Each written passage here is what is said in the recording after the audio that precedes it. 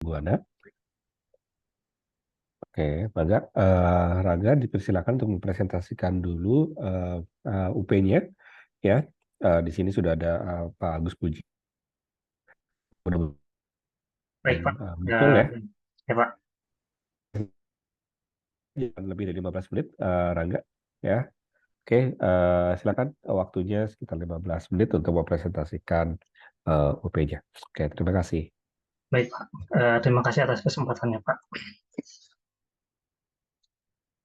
Untuk share screen apa sudah bisa dilihat ya, Pak? Punten. Di saya sudah. Ya, Pak. Bismillahirrahmanirrahim. eh, Assalamualaikum. Rangga, ini tampilannya Gimana, Pak? Rangga sebenarnya. Oh iya. Mungkin Tampilan. saya share screen-nya layar kedua mungkin ya, Pak.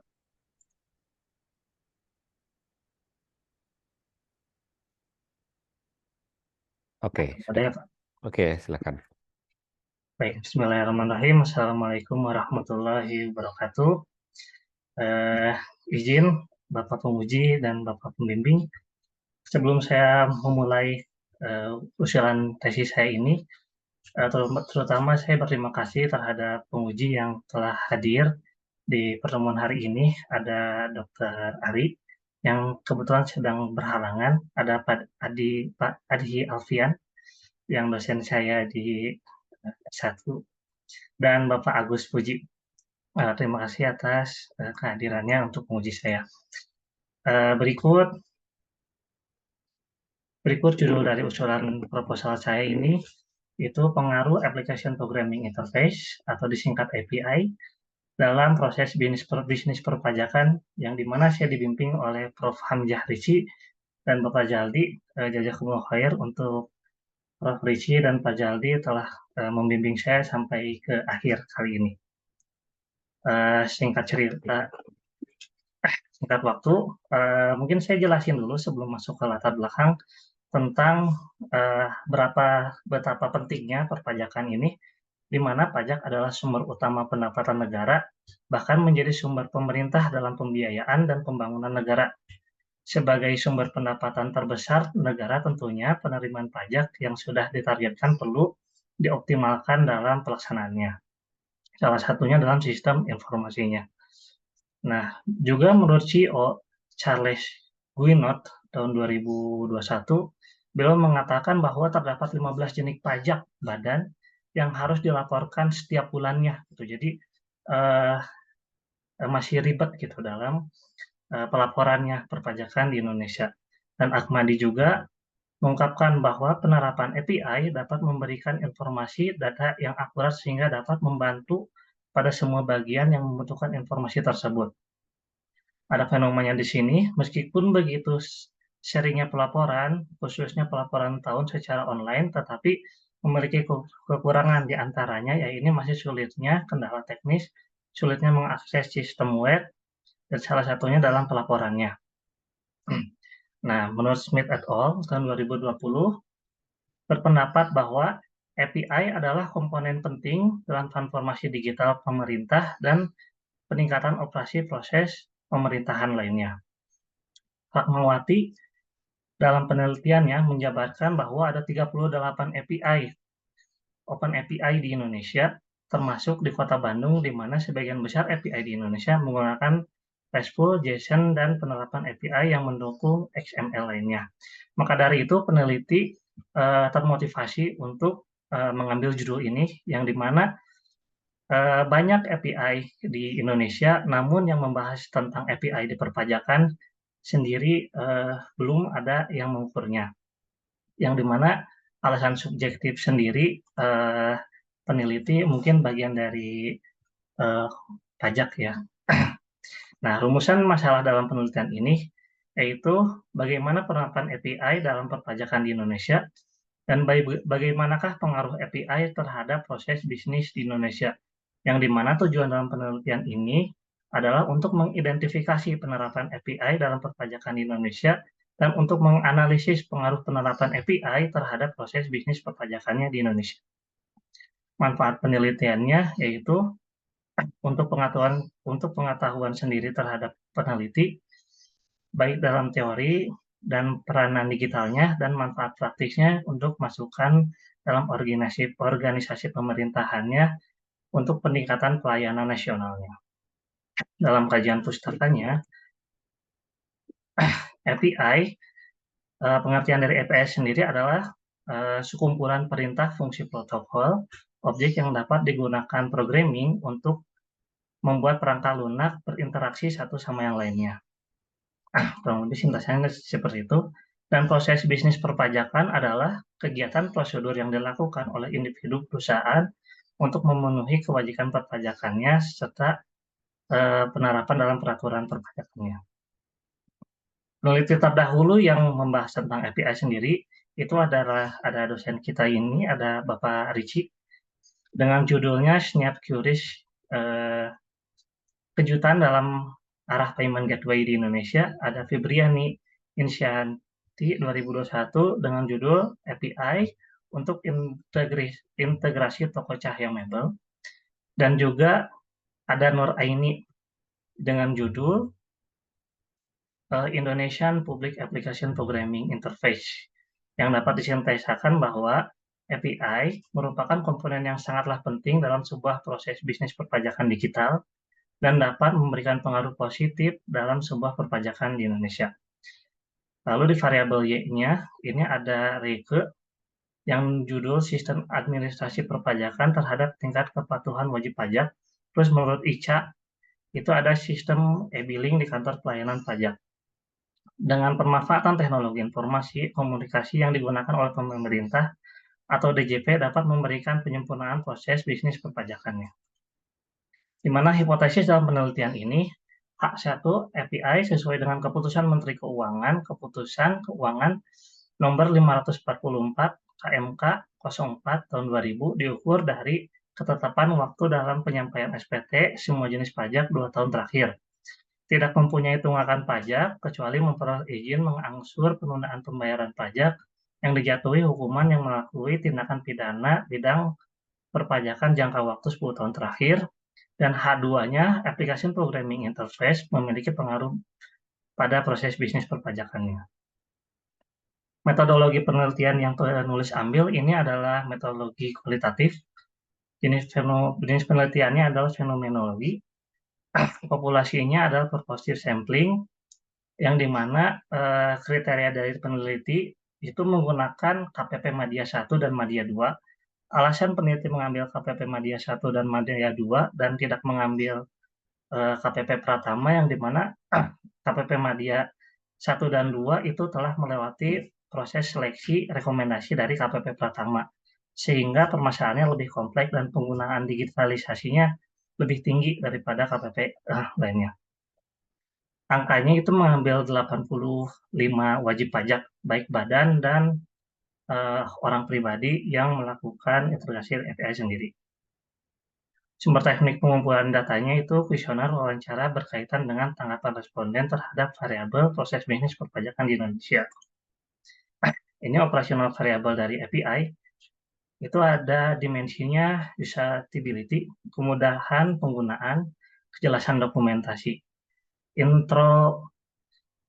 Interoperabilitas itu kompatibilitas dengan standar instruksi yang berlaku, kemampuan API untuk bekerja dengan sistem lain dan aplikasi lain, reusability, kemampuan API untuk menjadi komponen yang digunakan kembali, tingkat ketergantungan dengan aplikasi lain dan menggunakan API. Dari keamanannya, kemampuan API untuk melindungi data dan informasi yang diekspos, autentikasi dan otoritas yang diterapkan pada API. Dalam performanya itu kecepatan respon API, skalabilitasnya kemampuan untuk mendongkrak tingkat taufik yang tinggi, tarik yang tinggi, dan kemampuan untuk menambah fitur baru, meningkatkan kapasitas tanpa mengurangi performa. Ini operasional variabel dari proses bisnis itu kepatuhan terhadap perpajakan, di mana kemampuan wajib pajak orang pribadi dalam mematuhi peraturan perpajakan, kemampuan wajib pajak dalam mematuhi peraturan perpajakan. Efisiensi, indikator mengukur beberapa cepat tepat perusahaan menyelesaikan kewajiban perpajakannya, seberapa cepat dan tepat orang pribadi menyelesaikan kewajiban perpajakannya. transparansinya, keterbukaan perusahaan atau individu dalam menyajikan informasi perpajakannya, kepatuhan perusahaan atau badan dalam mengikuti prinsip good corporate governance dalam proses perpajakannya. Teknik analisis data yang dilakukan peneliti yaitu uji validitas, reliabilitas, dan uji asumsi klasik yang di dalamnya ada uji normalitas, uji multikoleanaritas, uji heterotaritas, analisis regresi linear bergena, uji parsial uji T, uji simultan uji F, dan uji koefisien determinasi. Di mana regresi linearnya dengan rumus Y, konstanta ditambah koefisien regresi ditambah koefisien regresi interoperabilitas ditambah koefisien regresi resuability dan ditambah koefisien regresi performa, skala, dan ditambah standar errornya. Mungkin cukup sekian penjelasan tentang usulan penelitian dari saya. Sekian. Assalamualaikum warahmatullahi wabarakatuh. Oke, terima kasih Rangga. Tepat waktu ya, malah 10 menit, masih ada waktu 5 menit ya, nggak apa-apa. Terima kasih Rangga. Oke, mungkin disiapkan tulisnya juga ya, karena ini juga bagian dari uji sidang ya. Jadi nanti ada Rangga harus bisa mempertahankan usulan penelitian ini, nanti akan diuji oleh Pak Agus Puji dan juga Pak Adi Alfian. Mungkin Pak Ari pertama mungkin kalau belum ada mungkin nanti akan menyusul ya. Oke. Mangga dipersilakan. Yang pertama Pak Agus Puji dipersilakan jika ada pertanyaan dan masukan untuk Saudara Rangga Restubuan. Dipersilakan Pak Agus Puji.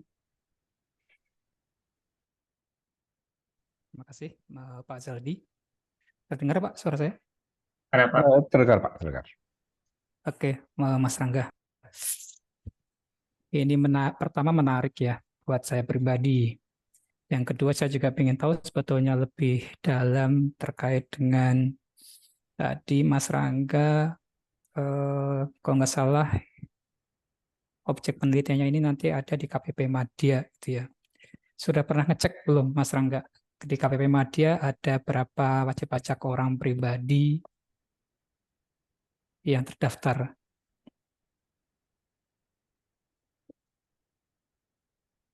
Mas Rangga. Masih di mute Rangga? Masih di mute Mas Rangga.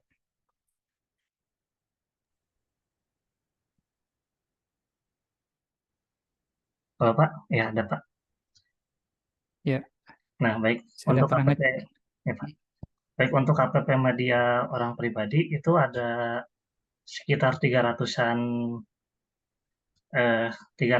kantor KPP yang dimana di dalamnya itu ada sekitar berapa ya, mungkin sekitar 2 jutaan ya Pak.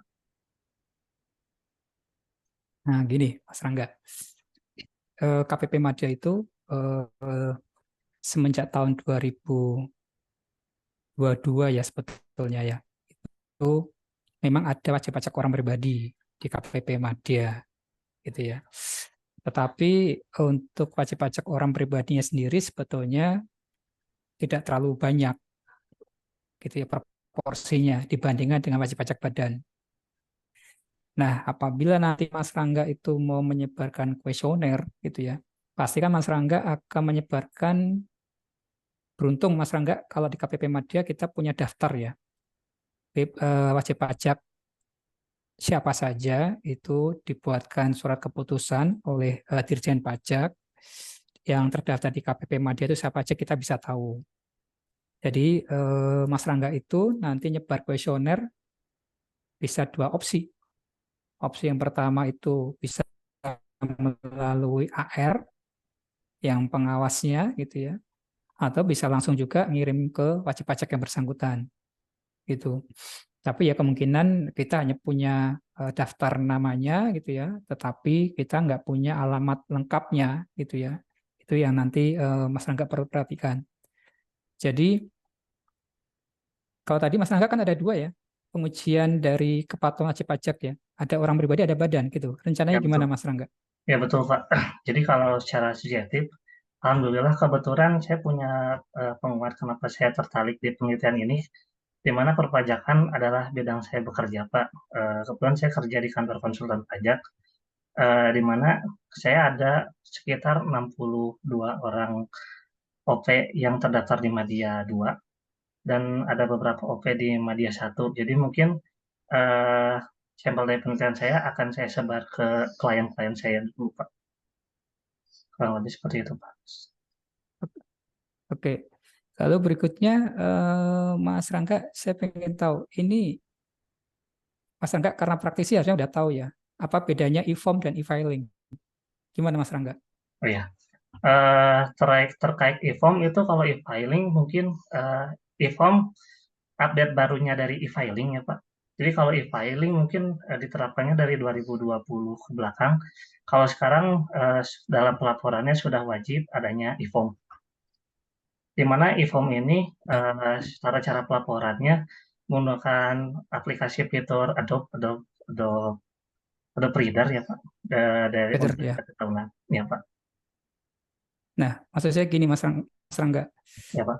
ini kan sebetulnya kalau kita lihat secara pelaporan efek itu hanya berlaku sebetulnya untuk wajib pajak orang pribadi yang kategorinya itu pegawai ya, atau selain yang menggunakan formulir normal gitu ya. Karena kan untuk SPT badan itu sudah menggunakan e-form, kemudian untuk wajib pajak yang pengusaha gitu ya, dia juga sudah menggunakan e-form Betul, Pak. gitu. Ya, betul, Pak. Nah, ini gimana Mas Rangga nanti apa namanya akan menanyakan itu kepada para responden? Terkait e-form, saya mungkin ada beberapa data wajib pajaknya yang sudah pasti menggunakan e-form. Mungkin itu akan jadi sampling saya untuk menyebarkan kuesioner terhadap responden ya. Nggak kaitannya dengan APA ini gimana nih Mas Rangga nantinya? Nah, Untuk yang menggunakan e-form dan yang menggunakan e-filing ini. nah, untuk API-nya mungkin terkendala kalau misalnya secara saya yang mengawasi perpajakan klien-klien saya tuh masih banyak kendala orang-orang dari wajib pajak yang masih mengeluh kalau misalnya dalam pelaporan e-form, kalau mepet dari tanggal pelaporan perpajakan terakhir Maret misalnya, Pak, banyak yang mutar terus atau loading terlalu lama.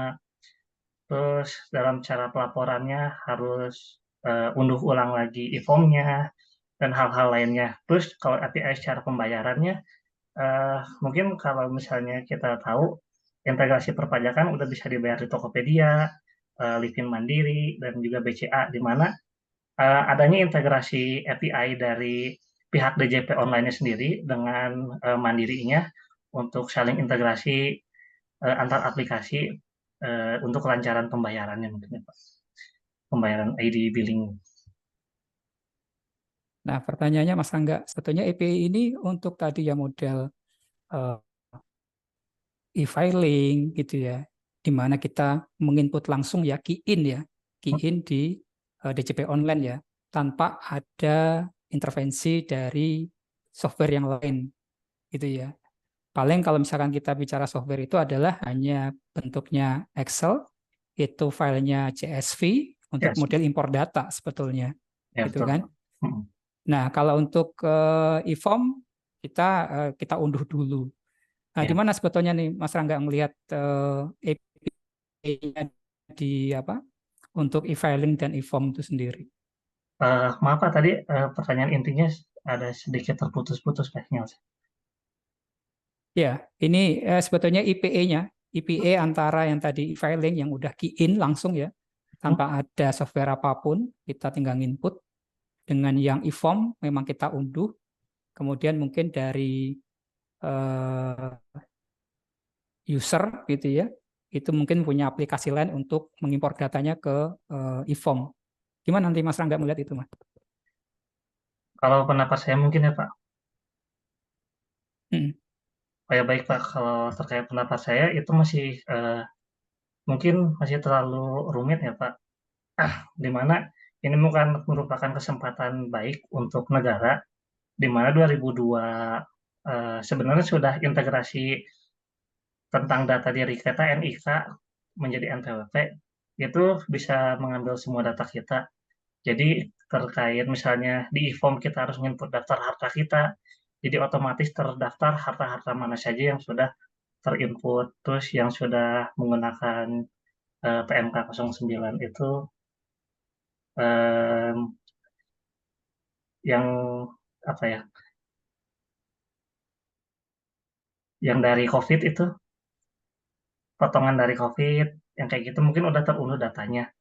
Nah, mungkin kalau perbaikannya API ke depannya, API-nya, mungkin ke depannya API bisa lebih integrasi terhadap data pribadi kita, harta kita, jadi sehingga wajib pajak tuh udah tidak perlu menginput datanya secara manual, sudah terdaftar semua harta-hartanya, tinggal mungkin nge-adjust terhadap orang pajak dan pembayaran pajaknya. Mungkin kurang lebih seperti itu. Nah, usulan saya tuh kenapa saya tertarik di application programming interface ini, di mana mungkin ke depannya akan ada, mungkin masih jauh ya Pak, kalau dibandingin sama negara-negara lain. Cuman mungkin ke depannya AI itu bisa masuk terhadap pembayaran pelaporan perpajakan, sehingga AI tahu data diri kita dan keakuratan pembayaran pajaknya lebih tinggi, sehingga pendapatan negara bisa memperoleh lebih tinggi lagi. Kalau saya begini Mas Rangga, Ya, Pak. kalau terkait untuk orang pribadi, menurut saya untuk APA ini agak terlalu jauh kalau misalnya Mas Rangga akan menanyakan ke wajib pajak gitu ya. Karena APA ini wajib pajak ya tadi yang saya sampaikan mengisinya masih langsung key in ke e-form gitu ya. Jadi yang sebetulnya Mas Rangga uji itu kan ini ya apa namanya responsif dari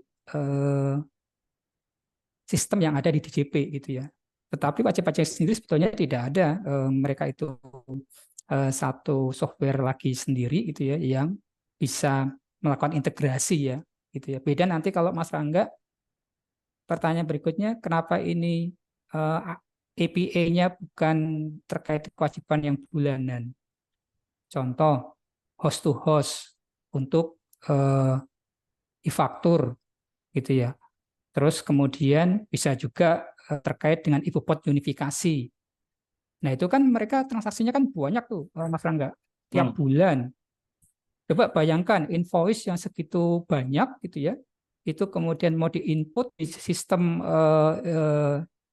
e-faktur yang sekarang sudah web-based juga sebagian. Nah itu kan perlu interface lagi tuh kalau menurut saya.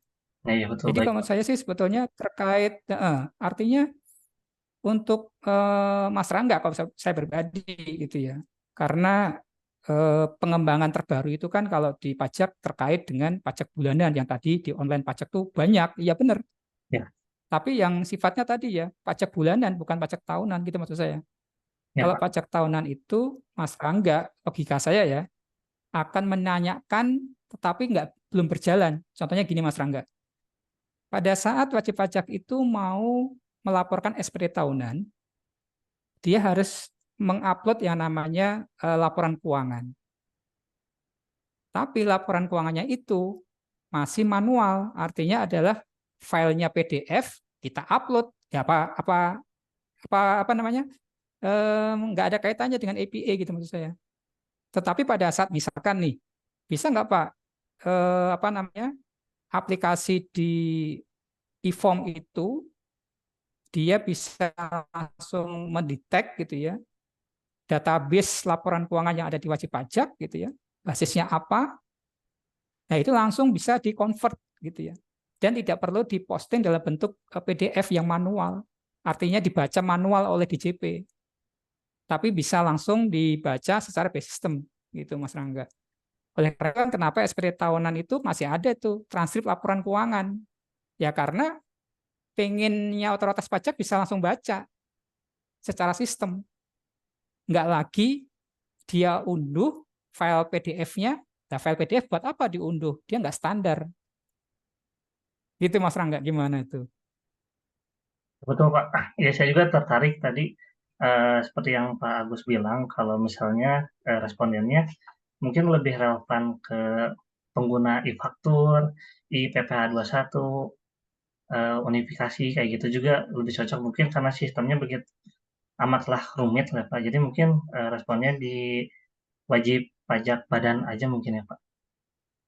Kalau saya begitu dan bukan pajak tahunan gitu Mas Rangga, Ya, tetapi pajak bulanan yang itu lebih kompleks gitu ya dan memang itu yang terus Mas Rangga apakah ini juga mau menanyakan juga apakah dia pakai jasa ASP atau tidak gitu. Gimana Mas Rangga? pakai jasa ASP Pak. Mas Rangga tahu kan ya jasa ASP. Jadi dia tidak langsung iya, kan banyak tuh dari pihak-pihak ketiga, kan DJP itu kan bekerja sama Oh tuh Mas iya, Rangga yang dengan seperti pihak ketiga, pajakku kayak gitu ya Pak. gitu kan?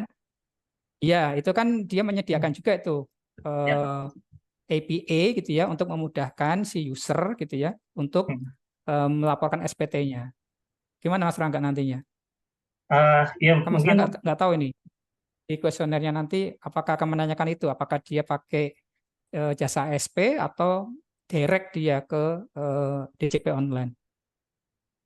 Pak, untuk menanggapi pertanyaan itu terkait menanyakan jasa ASP atau tidak, mungkin saya tidak mencantumkannya karena eh, kerahasiaan wajib pajak sendiri, wajib pajak badan tentang data ASP, mungkin saya minta datanya dari orang ASP-nya ya Pak, untuk mengetahui siapa saja yang menggunakan datanya tersebut. Tapi menurut saya sepertinya sulit untuk didapat bagi pengguna-pengguna ASP. Mungkin saya akan fokusnya kepada perusahaan-perusahaan yang sudah menerapkan e-faktur di perusahaannya yang rumit, kompleks, kayak tekstil, perusahaan yang banyak-banyak mengeluarkan invoice, dan juga yang banyak karyawannya, karena masih ribetnya atas PPh 21-nya, dan pelaporan PPh 23, pasal 4 ayat 2, dan lainnya. Nah, nanti Mas Rangga coba ini ya, apa namanya, nge-review kembali ya, apakah memang nanti untuk yang wajib pajak yang dia juga melakukan apa namanya pelaporan SPT dengan menggunakan jasa pihak ketiga gitu ya. Apakah nanti terkait dengan kuesionernya itu akan diberikan perbedaan dan lain sebagainya gitu ya. Karena dia menggunakan jasa pihak ketiga dibandingkan dengan yang sifatnya direct ke DJP online. Itu Mas Rangga. Terus saya mau nanya Mas Rangga, ini kenapa pengujian kepatuhannya itu ada unsur juga terkait dengan tidak punya tunggakan dan tidak ada tindak pidana, Mas Rangga? Kalau melihat dari hipotesisnya, tapi di pertanyaannya itu tidak ada. Hipotesisnya, Pak. Iya, Maaf, pertanyaannya gimana, Pak? Boleh ya terkait? di hipotesis Mas Rangga itu untuk variabel kepatuhan itu ada 3 unsur, yaitu pelaporan SPT 2 tahun terakhir, kemudian tidak ada tunggakan pajak, yang ketiga itu tidak ada tindak pidana perpajakan. Ya, Pak. Ya itu. Eh, Sedangkan di kuesionernya sendiri, Mas Rangga sepertinya tidak menyinggung masalah tunggakan maupun tindak pidana perpajakan. Baik, Pak. Karena mungkin, Pak, menurut saya, asumsi saya, kalau yang mungkin saya sebar tuh yang jelas taat pajak, Pak, sehingga eh, pelaporannya pasti tidak akan ada tunggakan dan tidak ada pidana perpajakan 10 tahun terakhir, Pak. Jadi saya kirimnya ke responden-responden yang tepat mungkin ya, Pak. Kayaknya sulit ya Mas Rangga. Mas Rangga nggak tahu yang lapor SPT itu dia punya tunggakan atau tidak gitu. Oh iya, Pak. Iya, kecuali yang bersangkutan Mas Rangga minta surat keterangan fiskalnya ya. Oh dia jadi ketahuan tuh, oh tidak punya tunggakan pajak, oh tidak punya tindak pidana perpajakan, tapi dia bukan lagi ke pelaporan gitu ya. Baik. Yang Biasanya, Pak, bersangkutan. ya, Pak, baik. Izin ya, Pak. Mungkin kalau terkait perusahaannya masih beroperasi, ini mungkin asumsi saya, boleh mungkin Bapak sedikit koreksi juga. Mungkin kalau perusahaannya masih beroperasi, biasanya laporan SPT tahunannya sudah pasti rajin gitu, Pak. Sedangkan kan kalau misalnya SPT tahunannya terlambat dalam pelaporannya, sehingga mungkin sertifikat digitalnya bisa ditunda dan hal-hal lainnya yang sehingga dalam perpajakannya ada tidak bisa beroperasi lagi mungkin itu. Nah, kalau saya Mas Rangga, ini sebetulnya untuk variabel kepatuhan ini, kalau saya pribadi ya, bukan ini sih yang diambil sih. Ini kan kalau Mas Rangga ngambil ini kan berarti sebetulnya tingkat kepatuhan yang sifatnya itu formal gitu ya. Nggak ada kaitannya dengan masalah tadi, APA gitu maksud saya. Ini kan kepatuhan yang sifatnya formal ya. Formal itu adalah dia apakah punya tunggakan, kemudian dia pernah ada tindak pidana atau tidak. Apalagi ini SPT-nya SPT apa bisa nanti kita fokusnya mau ke masa saja gitu ya, tanpa ada SPT tahunan gitu ya. Itu sih Mas Rangga. Kalau saya sih Mas Rangga mau fokusnya kemana ini? Apakah kepatuhan itu diukur dari makin dia mudah tadi ya, EPE-nya itu dia makin patuh dalam pelaporan pajaknya gitu ya. Gitu ya. Kemudian patuh di dalam penyetoran pajaknya. Itu sih malah menurut saya yang perlu di Mas Rangga tanyakan ke para responden dibandingkan menanyakan apa ini dia punya tunggakan, dia pasti enggak, dan tadi enggak Mas Rangga tanyakan juga gitu ya. Baik, Gitu. Pak. Baik, terima kasih, Menurut Pak. saya sih enggak ada korelasinya di situ Mas Rangga. Baik, Pak. Kemudian kalau saya Mas Rangga, kebetulan saya bukan orang IT, saya belum menemukan informasi EPE secara lebih apa namanya banyak di tinjauan pustaka Mas Rangga.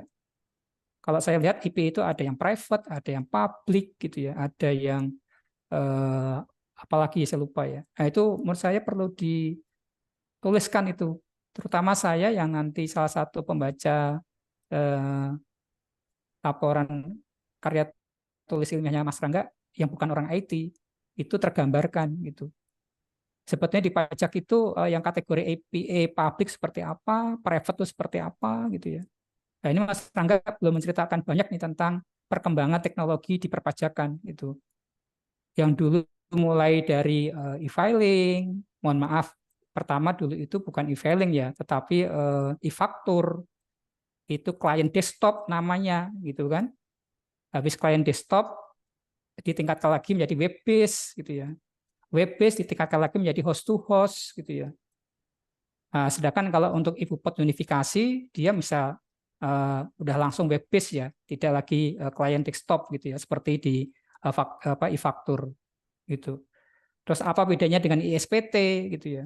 Nah, itu ya harusnya Mas Rangga bisa memberikan apa namanya tinjauan pustakanya lebih luas. Jadi pembaca ngerti karena kan sekarang wajib pajak juga bingung ya, ada ISPT, ada e-filing, ada e-form, ada e-Bupot unifikasi, ada tadi e-faktur yang sekarang sudah menjangkau sampai host to host, meskipun baru ada berapa tuh 3 perusahaan ya yang host to host ya di seluruh Indonesia ya gitu. Nah, itu perlu dieksplor lagi sih Mas Rangga apa namanya tinjauan pustakanya. Karena Baik, saya juga secara sebagai orang awam tuh nggak memahami betul terkait dengan APA, cuman tahu secara apa namanya virtual saja saya mengambil beberapa apa namanya mungkin seperti ini kali ya gitu ya yang di penerapannya implementasinya di pajak gitu. Terus ini kenapa variabelnya kok proses bisnis di Indonesia nih Mas Rangga? Apa sih yang dimaksud dengan proses bisnis ini? Saya jadi bingung Mas Rangga sebetulnya. Proses bisnis di DJP kah atau di wajib pajak kah sebagai user? Di semuanya, Pak, tapi di bagian perpajakan, proses bisnis di perpajakan. Jadi baik di DJP-nya, Nah, ini perlu apa ya? Perlu di apa? Cari bahasa yang menurut saya pribadi saya bingung nih sebagai pembaca. Proses bisnis apa ya? Apakah memang di DJP gitu ya? Ataukah proses bisnis tadi? Apa kita mau kerucutkan ke kepatuhan wajib pajak gitu ya? Gitu ya? Itu yang perlu nanti perjelas kembali Mas Rangga. Kalau saya pribadi nggak terlalu paham baik, apa yang nanti dimaksud dengan proses bisnis. uh, Gitu. saya lebih tegaskan lagi dalam bahasanya tuh ya Pak. Itu Mas Rangga. Dan tadi latar belakang harapan saya bisa eksplor lagi perkembangan teknologi informasi terkait dengan perpajakan gitu Mas Rangga. Itu Baik baik Pak, itu pelaporannya, kemudian penyetorannya yang kita sudah menggunakan e-billing gitu. baik Pak. Ya, saya usahakan untuk Sementara itu bertanya. Mas Rangga, Ya, baik Pak. Terima kasih Pak. ya kalau saya pribadi kesannya masih kurang tuh terkait dengan perkembangan teknologi di sektor perpajakannya gitu. Itu Pak Zaldi, saya kembalikan Pak Zaldi. Oke, terima kasih banyak Pak Agus Puji. Cukup komprehensif ya masukan dari Pak Agus Puji untuk penyempurnaan SUP-nya ya Pak Rangga ya. Dan tolong mungkin Pak Rangga, ini namanya tesis, jadi karya ilmiah. Jadi unsur subjektif itu harus diminimalkan, bahkan kalau bisa ditiadakan. Jadi tidak ada unsur subjektif, semuanya objektif ya. Jadi berdasarkan karya berdasarkan sumber referensi gitu. Jadi bukan subjektif pribadi di situ. Ya. Oke, oke. Mungkin selanjutnya Pak Adi Alfian dipersilakan, Bangga. Oke, baik. Terima kasih Pak Zaldi, Mas Rangga ya. Terima kasih atas presentasinya. Eh, Mungkin secara umum kalau terkait dengan aspek pajaknya tadi sudah banyak diskusi dengan Pak Agus ya. Saya juga kurang mendalami sebetulnya terkait dengan proses bisnis atau konsep pajaknya. Mungkin saya akan banyak berbicara mengenai konsep sistem informasinya ya, dan juga terkait dengan metode penelitian dan penulisannya gitu ya. Sebetulnya ada banyak sekali catatan dari saya, cuma nanti mungkin lebih detailnya akan saya sampaikan melalui prodi gitu ya. Sekarang saya akan sampaikan beberapa poin utamanya saja. Yang pertama terkait dengan penulisan ya, boleh di share screen lagi Mas Rangga, terutama ininya dulu, SUP-nya dulu mungkin. Baik Pak. Nah, ini catatan saya adalah terkait dengan ini ya, tadi sudah disampaikan juga oleh Pak Zaldi ya. Mau nggak mau Mas Rangga ini walaupun praktisi gitu ya, atau Mas Rangga adalah profesional, tapi dalam konteks penulisan tesis ini harus mengikuti kaidah-kaidah ilmiah gitu ya, nggak bisa unsur subjektif, unsur bahasa-bahasa yang tidak baku atau metode-metode yang tidak bisa dipertanggungjawabkan secara ilmiah itu digunakan gitu ya dalam tesis ini. Nah, terutama di dalam latar belakang ya, saya lihat unsur-unsur tersebut masih banyak ditemukan gitu ya. Coba dilihat misalnya ini gambaran saja ya, nanti detailnya bisa dilihat di catatan saya prodi. Di latar belakang itu misalnya di halaman pertama aja, coba lihat.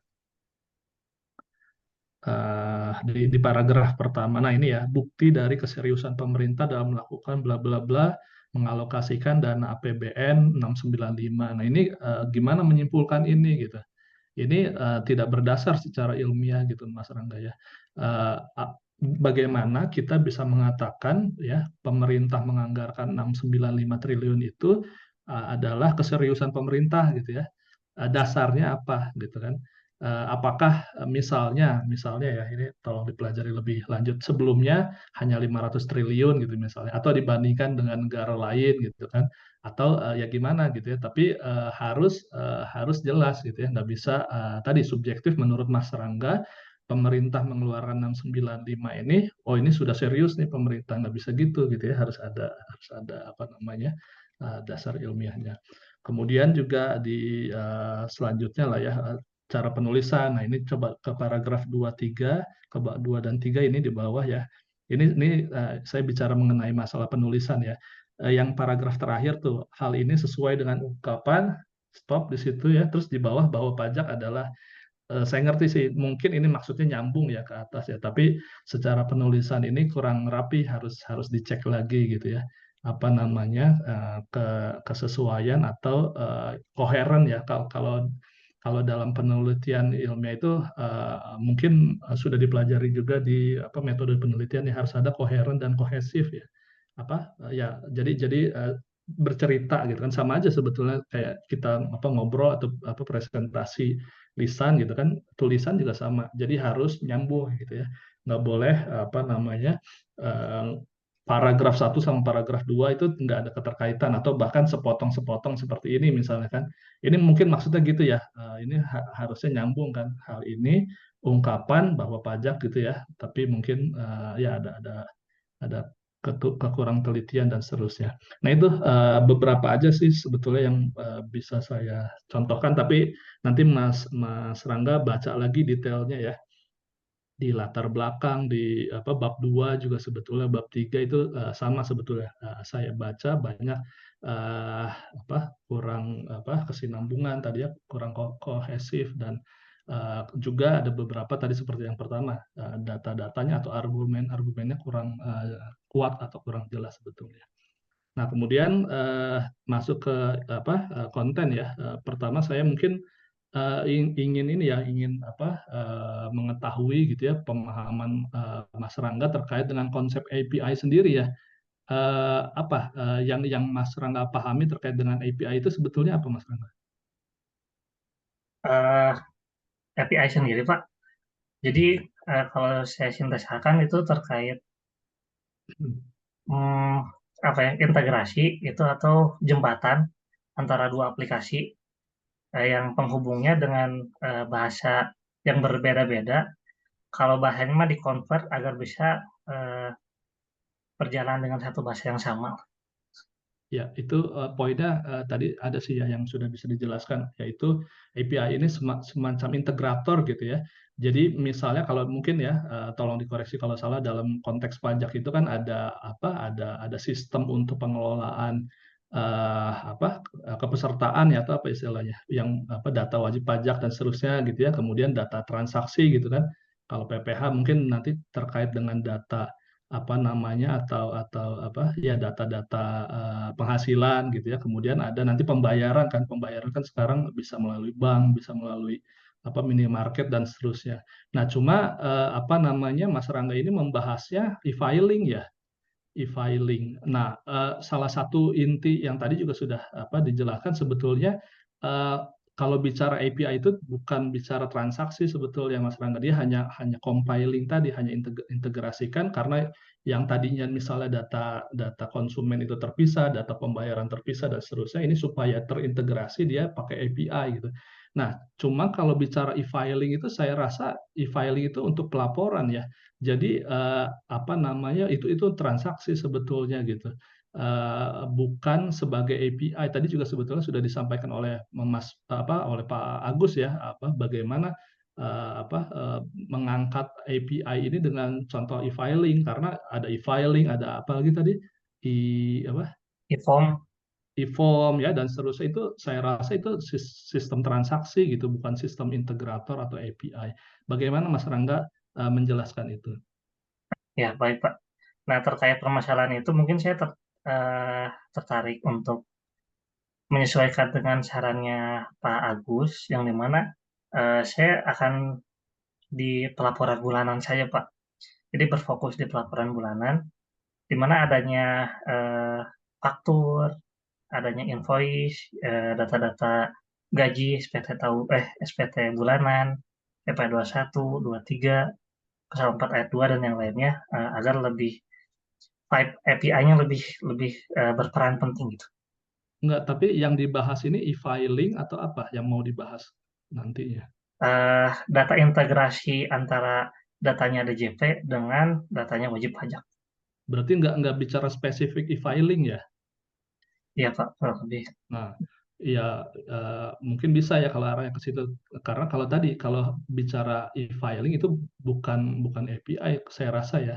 Menurut saya itu sistem transaksi pelaporan gitu kan, bagaimana si wajib pajak mengupdate gitu kan pendapatan dan seterusnya, kemudian terutangnya berapa gitu ya, kemudian dilakukan pembayaran baru dilaporkan gitu kan sampai keluar SPT dan seterusnya. Nah, itu agak berbeda sebetulnya dengan konsep API-nya sendiri gitu. Tapi tadi kalau misalnya mau diperbaharui lagi silahkan ya. Dikembalikan lagi tadi kalau memang masih mengangkat API dengan Pak Zaldi, Pak Ricci didiskusikan gitu. Ruang lingkupnya sebetulnya sudah tepat belum kalau mau bicara API dan seterusnya. Itu ya.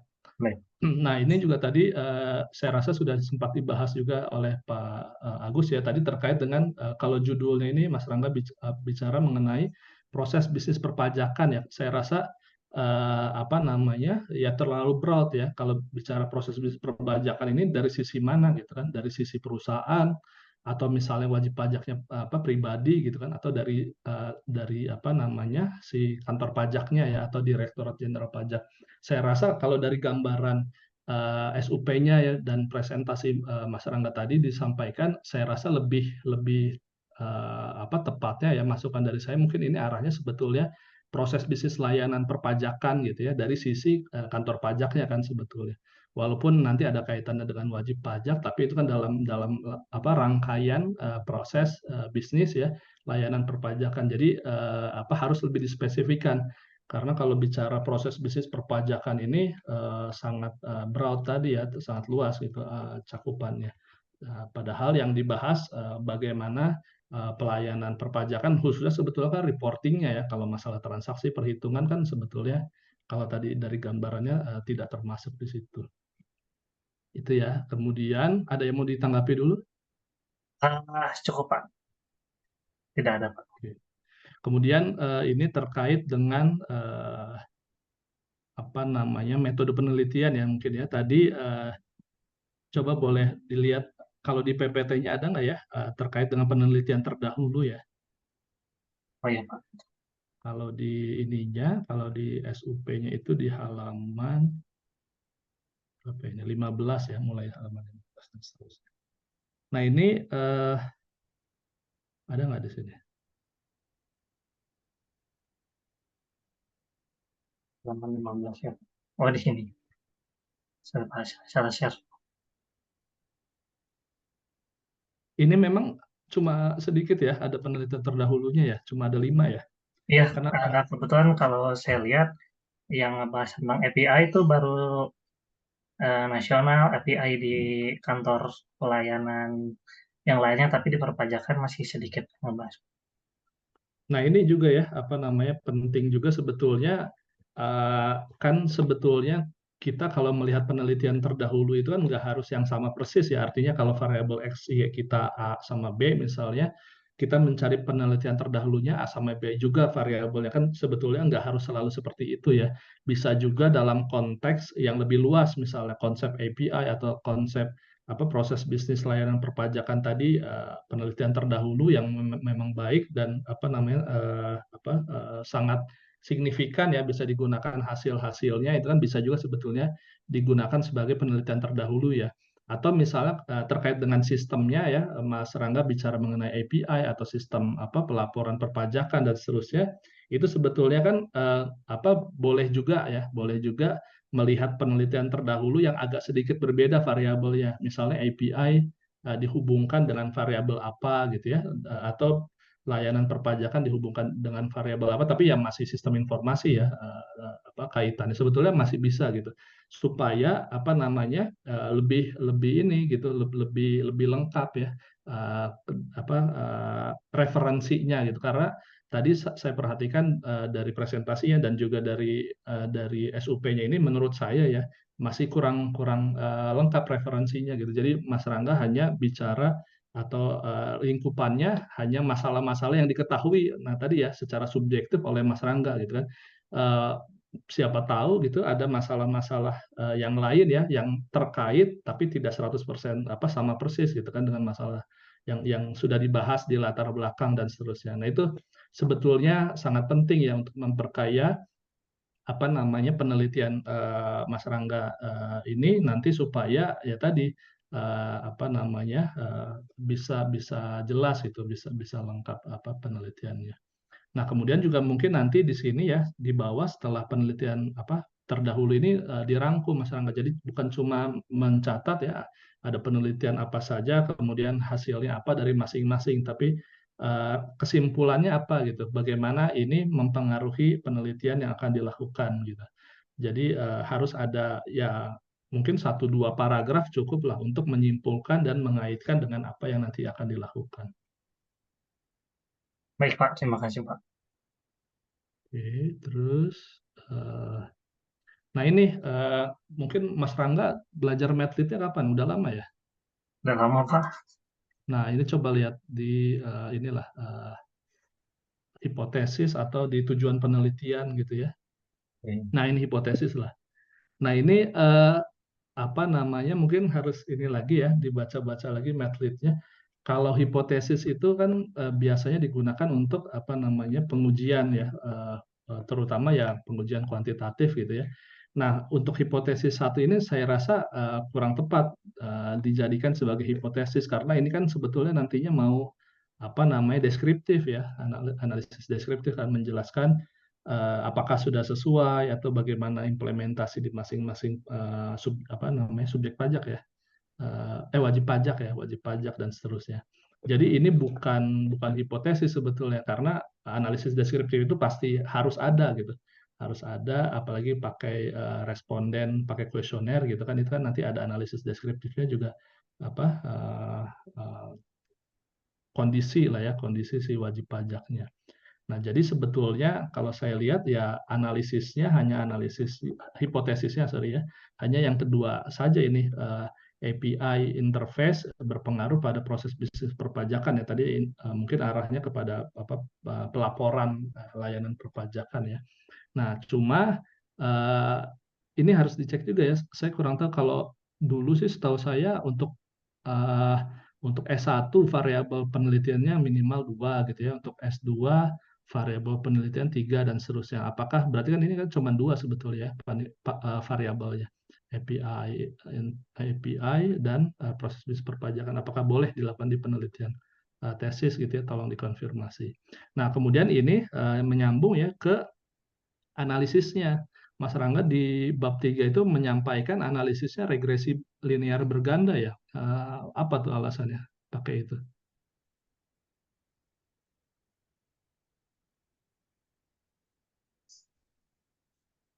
Kalau terkait analisis regresi linear berganda kan karena eh, kata-kata ya, Pak. Kata-kata. Juga saya merujuk ke peneliti-peneliti sebelumnya menggunakan beberapa jenis teknik hitung yang sama, Pak. Yakin. Ya, Pak. Coba dibaca lagi ya, regresi linear berganda itu untuk pengujian statistik seperti apa gitu ya. Ya, Itu Pak. salah sih, kurang sesuai dengan apa rancangan model penelitiannya yang seperti ini gitu ya. Ujinya pakai regresi berganda gitu. Ya, Pak.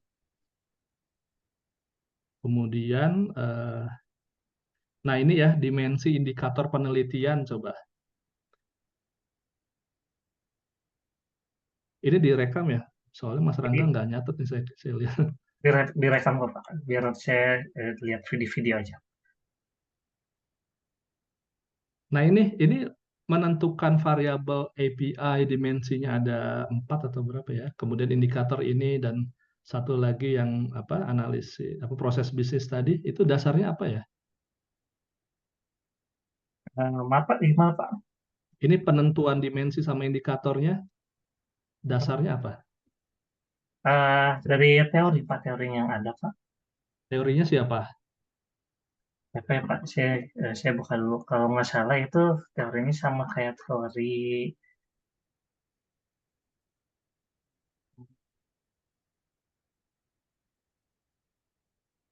apa ya, Pak?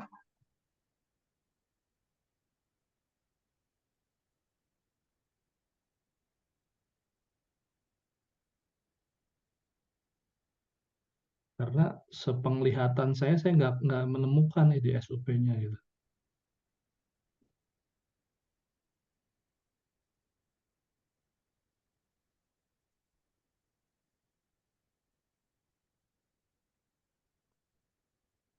Maksudnya, Pak.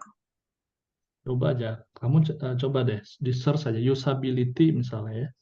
Kan tadi variabel API usability, coba di search. Nggak ada tuh yang bicara usability misalnya. Kemudian apa misalnya? Keamanan misalnya.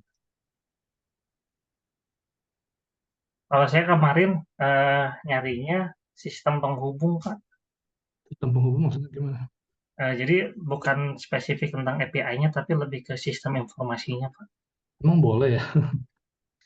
Kemarin diskusi sama Pak Ricci, katanya kalau API itu bagian dari sistem informasi akuntansi. Jadi mungkin ada kolerasinya gitu. Ada apa? Toleransi, Kolerasinya. korelasi. Oke.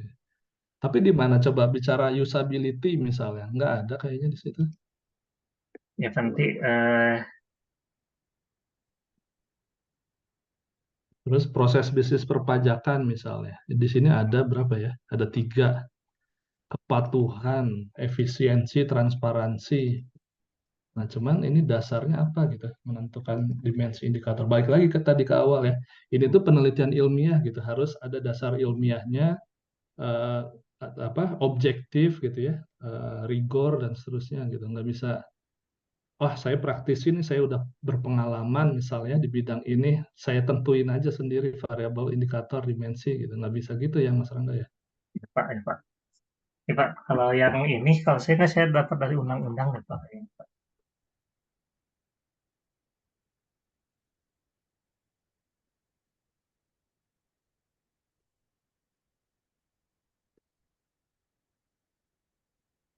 Nah ini Pak, kalau nggak salah dari keputusan Menteri Keuangan yang ini Pak. Mana? Kalau kepatuhan wajib pajak Pak. Mana nggak ada bicara kepatuhan di situ. Tepat waktu Pak. Terus sudah menghitung pajak kayak gitu. Tepat waktu.